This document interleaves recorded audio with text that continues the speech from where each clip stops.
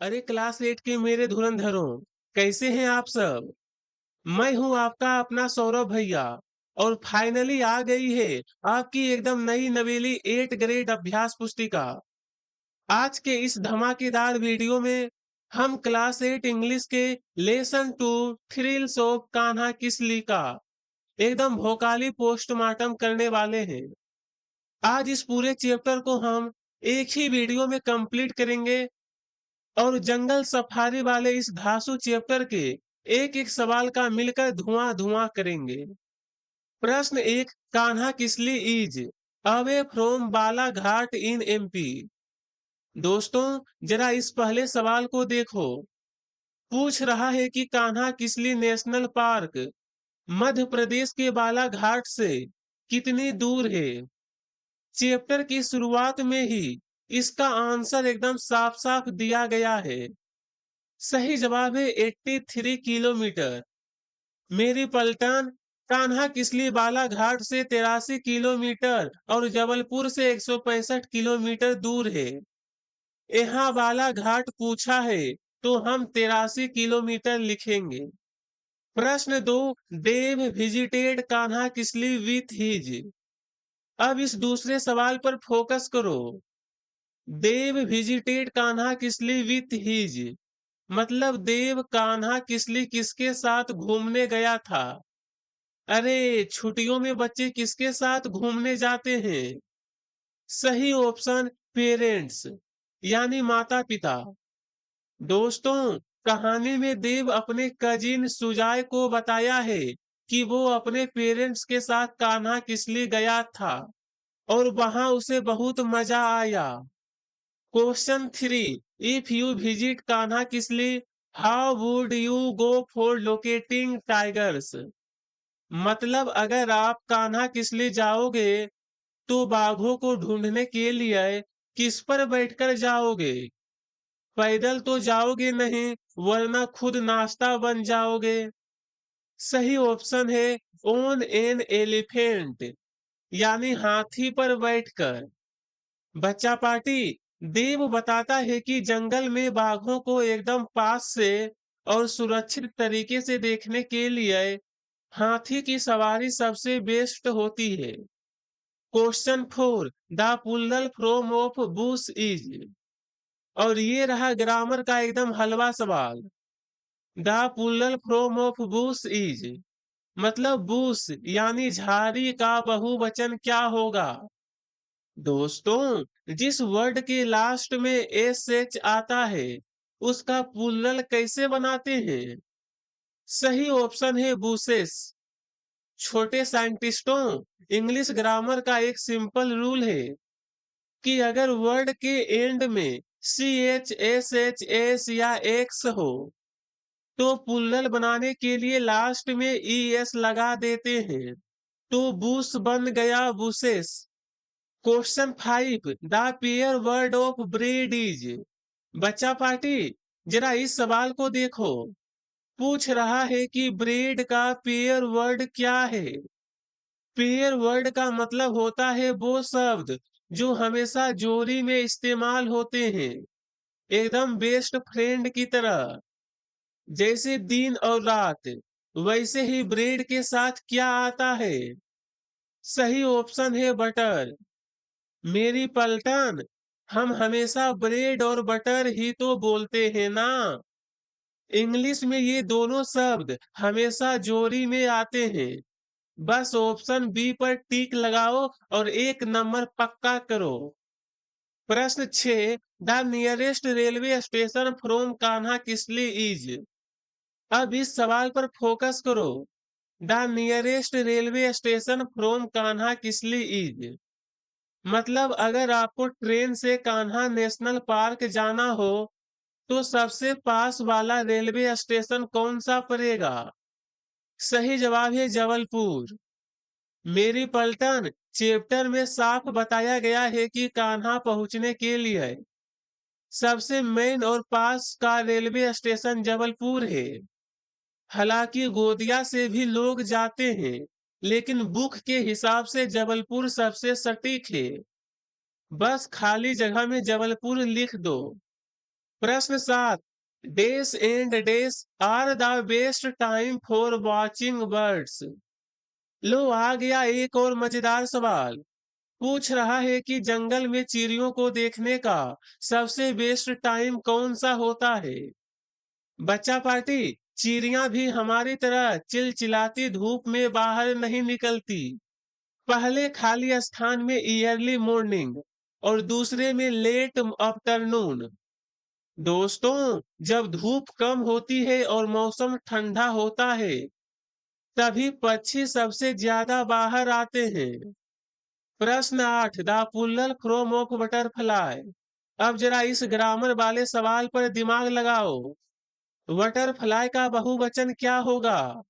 दोस्तों, English grammar का वो रूल याद करो कि जब किसी वर्ड के लास्ट में वाई होता है, तो प्लूरल बनाते टाइम क्या करते हैं?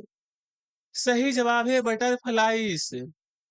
छोटे साइंटिस्टों, रूल कहता है कि अगर लास्ट में बाई हो और उससे पहले कॉन्सोनेंट हो, तो बाई को हटाकर आई ई एस लगा देते हैं, तो बटरफ्लाई बन गया बटरफ्लाइस। एकदम 100% ग्रामर प्रूफ आंसर। प्रश्न 9, the opposite gender of Hunter is. और ये रहा अपना अगला सवाल। हंटर का अपोजिट जेंडर क्या होगा? मतलब अगर कोई आदमी शिकार करे तो वो हंटर है, लेकिन अगर कोई महिला शिकार करे तो उसे क्या कहेंगे? सही जवाब है हंट्रेस। मेरे शेरों, जैसे टाइगर का टाइग्रेस और एक्टर का एक्ट्रेस होता है, वैसे ही हंटर का अपोजिट जेंडर हंट्रेस होता है। लास्ट में बस रेस लगा देना। प्रश्न 10, the सिनोनियम of the word protect is. पूछ रहा है कि प्रोटेक्ट शब्द का सिनोनियम क्या है। सिनोनियम मतलब पर्यायवाची। तो प्रोटेक्ट करने को और हम क्या कहते हैं? सही जवाब है सेव। दोस्तों, प्रोटेक्ट मतलब भी सुरक्षित रखना या बचाना होता है, और सेव का मतलब भी वही होता है। जैसे हम बोलते हैं सेव ट्री, सेव एनिमल, तो बस खाली जगह में सेव लिख दो और पूरे मार्क्स लो। प्रश्न 11, in which district of MP Kanha Kisli is situated. बच्चा पार्टी, जरा इस सवाल को देखो। पूछ रहा है कि कान्हा किसली नेशनल पार्क मध्य प्रदेश के किस जिले में स्थित है। चैप्टर की शुरुआत में ही देव बताता है कि ये पार्क कहाँ है। सही जवाब है मंडला। दोस्तों, बुक में साफ साफ लिखा है कि कान्हा किसली मंडला जिले में स्थित है, जो बालाघाट के पास है। प्रश्न 12, where has Dev recently visited. अब इस सवाल पर फोकस करो। Where was Dev recently visited, मतलब देव हाल ही में कहाँ घूमने गया था। अरे, ये तो अपने पूरे चैप्टर का मेन टॉपिक ही है, जिसके बारे में देव अपने कजिन को बता रहा है। सही जवाब है कान्हा किसली। मेरी पलटन, देव अभी हाल ही में अपनी छुट्टियों में कान्हा किसली नेशनल पार्क ही तो घूमने गया था। प्रश्न 13, write the plural form of monkey. लो आ गया ग्रामर का एक और हलवा सवाल, लेकिन इसमें थोड़ा ट्विस्ट है। पूछ रहा है कि मंकी का बहुवचन क्या होगा।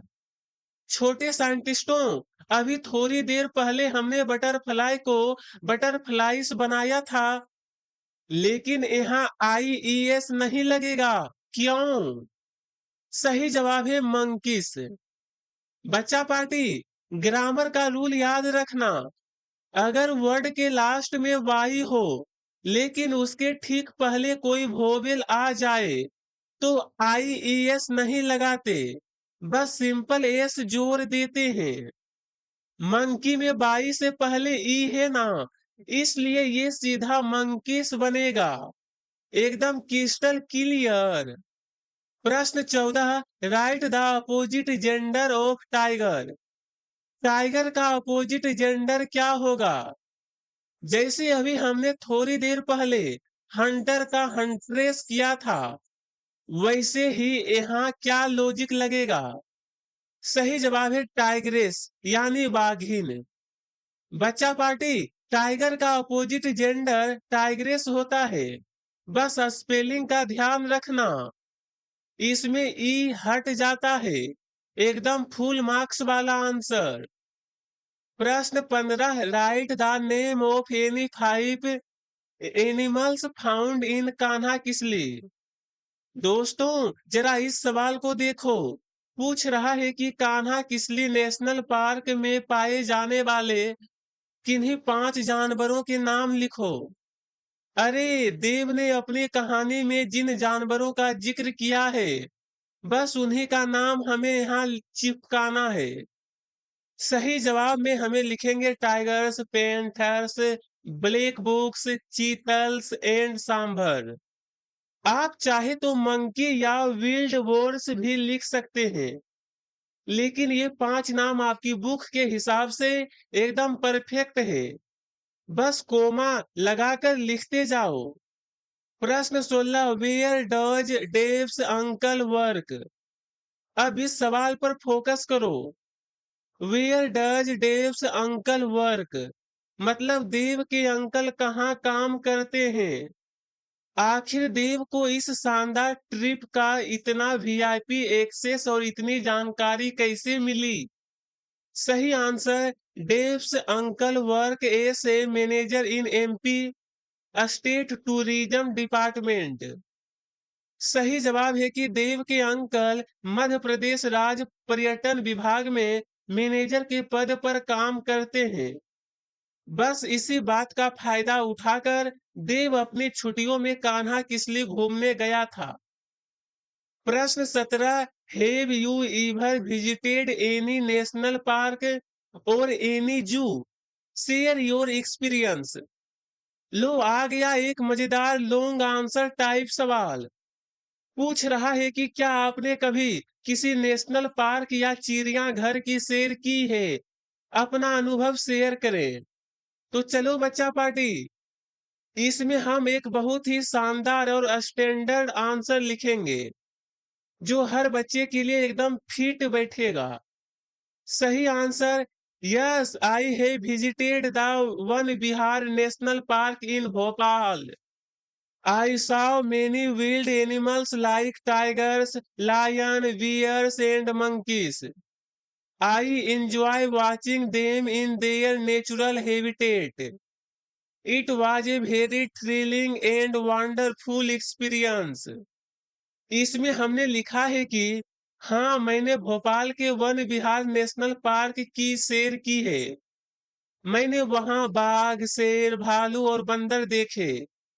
उन्हें उनके असली घर में देखकर मुझे बहुत मजा आया। ये बहुत ही रोमांचक अनुभव था। प्रश्न 18, rewrite the flowing sentence changing the gender of the nouns. Mister Sharma is a good actor. और ये रहा इस चैप्टर का सबसे धाकर सवाल। Rewrite the flowing sentence changing the gender of the nouns, मतलब हमें इस वाक्य में नाउन का जेंडर बदलना है।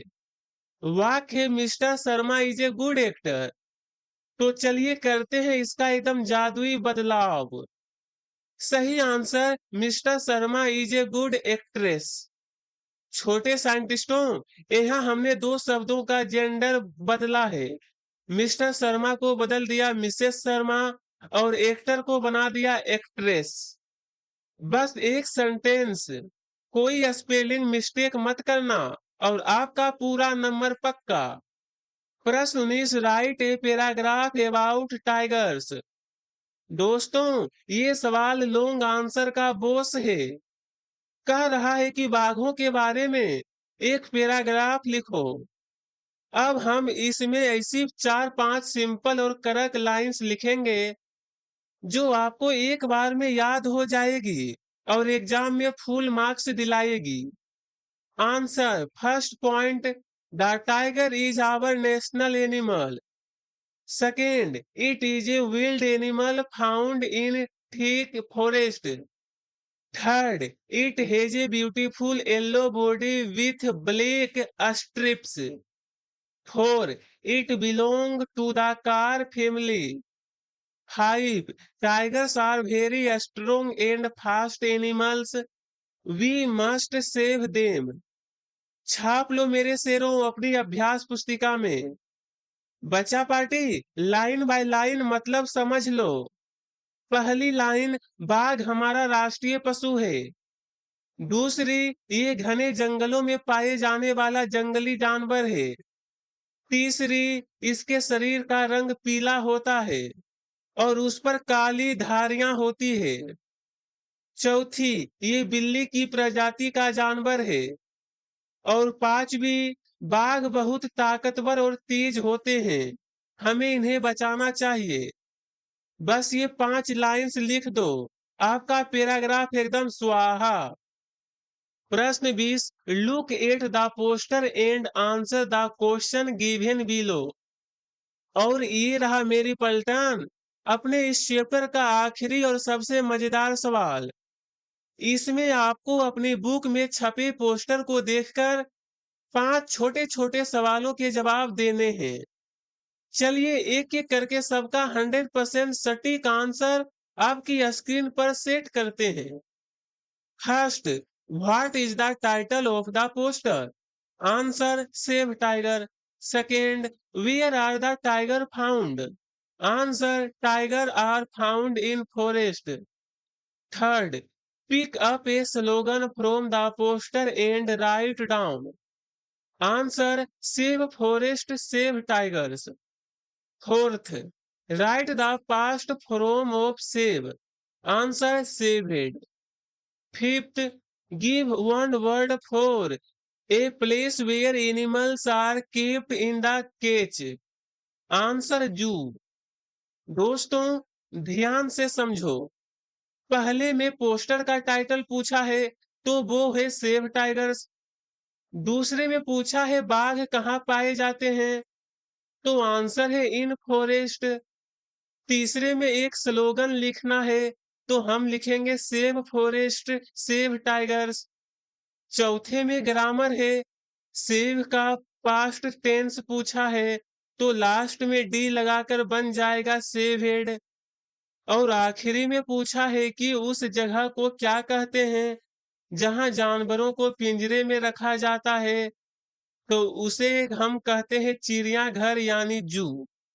और लो मेरे शेरों, इसी के साथ हमारी क्लास 8 इंग्लिश का lesson 2 thrills of Kanha Kisli भी पूरी तरह से हो गया एकदम स्वाहा। अगर आज के इस पूरे चैप्टर का लॉजिक आपके दिमाग में चकाचक छप गया हो और आपको फुल मजा आया हो तो वीडियो को दिल खोलकर लाइक करो, अपने सारे दोस्तों के ग्रुप में शेयर करो और अपने सौरभ भैया के इस चैनल को सब्सक्राइब करना बिल्कुल मत भूलना। मिलते हैं अगले चैप्टर में एकदम नई एनर्जी और फुल पावर के साथ। तब तक के लिए पढ़ते रहो, मचाते रहो। जय हिंद।